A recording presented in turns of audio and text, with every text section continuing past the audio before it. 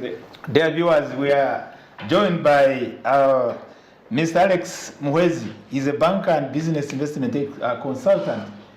Yeah, we appreciate for your coming, sir, to have joined with us the talk. We had the professor has gone, and we build on this subject matter to ensure that we drive to what we intend to achieve, how best Ugandan economy embraces innovation and technology. It's a pleasure to have you, kind of good viewers, and straight away hit on the top of the nail to see how we can be realistic, not only just a talk, but to walk the talk.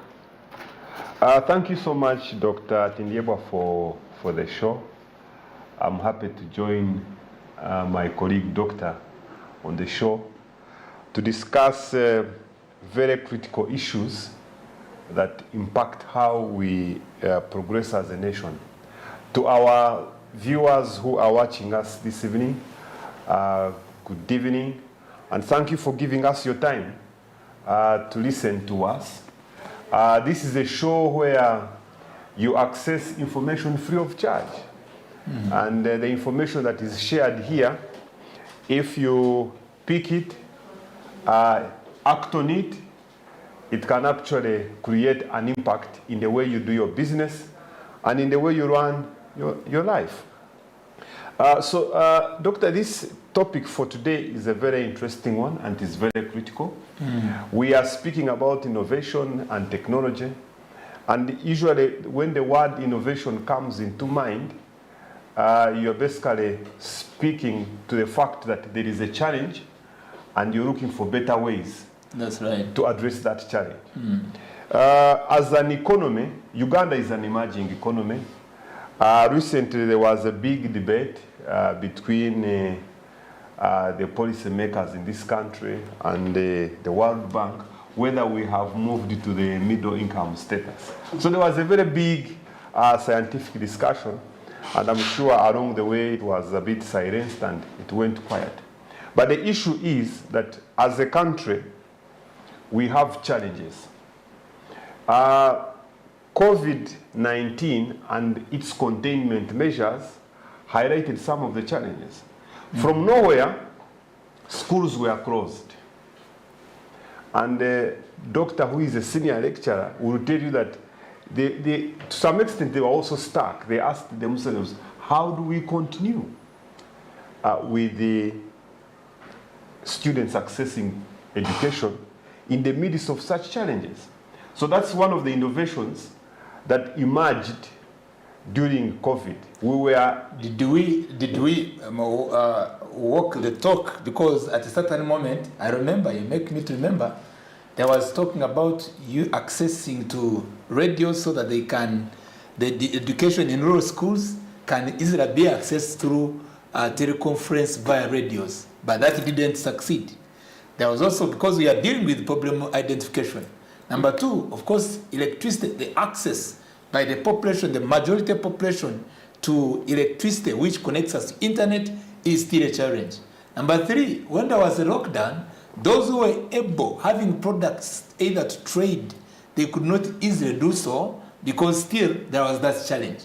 How can we match with those such challenges? Thank you so much, Doctor. You see, like I said, our economy is an emerging economy. And in this emerging economy, you'll always have challenges of the supply chain. Now, COVID-19 containment measures revealed to us that we have challenges with the supply chain. You have traders who had the commodities in Chikubo, but they couldn't move these commodities from Chikubo to the neighboring areas to supply their regular customers. And I recall around that time, there was some kind of innovation, and some young man came up with a platform called Chikubo Online. Yes, I've been able to access that information. People would make orders online, and they are able to access their supplies. Now, this came about because there was a challenge, there was a problem that required innovation. Now, you realize, so there was that significant innovation to help people access supplies using digital methods. I was talking about education. Yes, sir. Actually, personally, around that time, I was doing my postgraduate study. And from nowhere, we are shut down. So the question was, how do we move forward?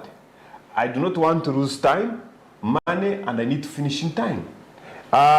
Eventually, the institution I was at was able to innovate a platform for us to be able to study online. So studying online continued. So this innovation we're talking about arises when there are challenges that need to be addressed. And I can tell you that Uganda is not short of challenges. So we need to continue innovating. We are in an age where you cannot avoid technology. Technology brings efficiency and effectiveness. I do not need to go to China to import. I can make an order For your vehicle. For my vehicle, for my commodities from Uganda, and they are delivered to me at Mombasa. They come to Kampala and continue with business. That is efficiency, that is effectiveness. If you are thinking of reducing the cost of doing business in our economy, you must go technology. You must go digital. And one of the challenges we have in our economy, one of the significant challenges we have, is that our commodities are very expensive. Our products are expensive within the region. Do you think that the Ministry of ICT is doing very well to create this awareness up to the rural areas? Because we are in urban, and all you are saying is quite appreciated.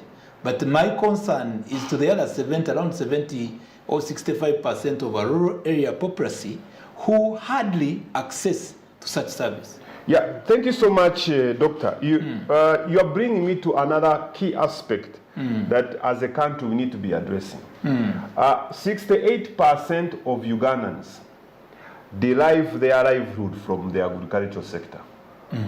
Now, according to UBOS's report for 2020, agriculture contributed over 23% to our gross national product, GDP. Right. Now, what this means is that a bulk of our people are actually in the rural setting. We have our farmers who cannot access information on where are the pesticides, where are quality pesticides, where are quality agricultural inputs, fertilizers, agricultural equipment. They cannot access that information.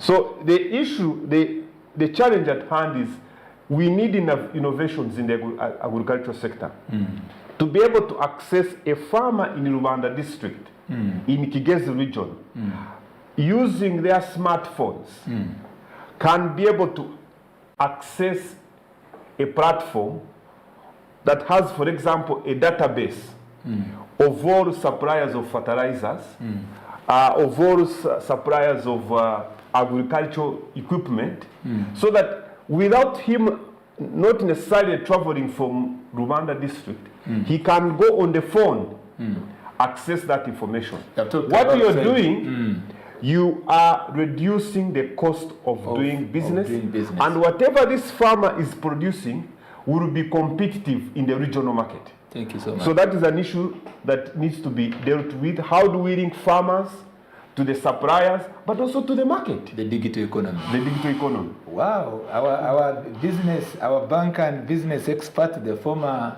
member of parliament Aspire and Kabale municipality, he's spitting fire here. I believe everyone outside there, you can really, easily be convinced that this is the way to go. And we appreciate for that information. But we need that missing link to be, harmonized. Please, Prof. Yeah. Welcome once again. You also adding more what you I think before. To extrapolate it from what the colleague here, Alexa, said, you said what happened during the COVID and all that. For me, still, including on how people were to access finances. What I can tell you, still it goes back to what we talked about, a model. Okay. And it made us to realize, the people and even the government, that our model is reactive instead of being proactive. Okay, is reactive instead of proactive. And I think later on, what even the innovations we are using by that time, they are not our own innovation. Like schools, even until today, there are schools using Zoom. There are schools using Google Meet. Yeah. Is it Team what? Microsoft Teams and all that. Now, is that Ugandan? So we are just copying. I said we need to go back. If it is innovation, innovation has to be realistic. As I said, it has to be realistic. We need to look at this. And we have the potential. It's one thing I can tell you that at Kavendish University, we have done this. Because as I said, now we are having the Office of Employability, which is patrolling, looking at the students. Are you having the right skill before you go out? If not, even we advise you. As I told you, innovation, it is a cyclic, yes. not what? One way. So we need to look at... you talked about plan, you talked about design, development, and what are you doing? Implementation and even the maintenance. We talk about maintenance, yes. Somebody imported Zoom and you are calling it innovation. Okay, if it is an innovation, are we going to be able to sustain it? So the imported Zoom should not be an innovation. Yeah, it is an innovation. You know, an innovation. It's technology transfer. Technology transfer. Yeah, but are you able to see it? Because it's also another thing. International technology transfer, by that also determine the development of a country. Very good. But the thing is, if you are counting it as an innovation, because if it is through the circle I'm talking about, then it means, are we going to able to maintain it? Because an innovation, you just go through a circle and you should be able to maintain it. And even later on, you come to evaluate. Now, as Uganda put in an assessment, because I saw now local government and all people, I think when Zoom people came and, but can you ask where did this thing come from? But is it going to be sustainable? Now, if another COVID came, Ebola now, Ebola has come.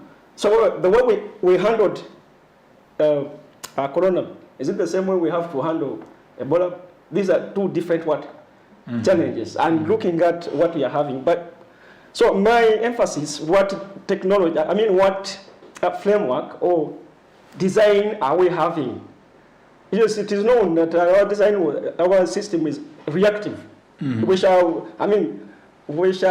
see it if we cross the bridge. We are waiting to cross the bridge instead of planning before crossing the bridge.